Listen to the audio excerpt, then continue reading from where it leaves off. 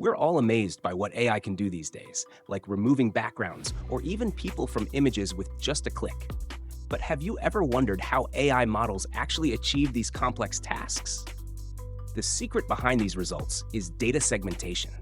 It teaches AI to recognize and separate different parts of an image, and that's exactly where Labellerr comes in. Here, I've uploaded an image in our tool. Firstly, let's annotate the lady. In just a few clicks, we're done with it. Now let's segment the man.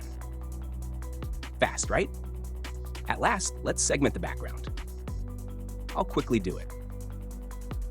So here we are. With just a few clicks, all the primary objects are annotated, fast and accurate. But is it perfect? Let's see by decreasing the transparency. Notice how Sam has a limitation. It hasn't labeled this region of hand under man as it is separated by the lady. But don't worry, you don't have to start over. Just use the eraser tool to remove the error. Instead of manual annotation, I'll use Sam with the eraser tool too. Then add a new annotation for that area. At last, use the group tool to assign the same ID. This way, the model learns that both objects belong to the same person. Labellerr is that flexible for your problems.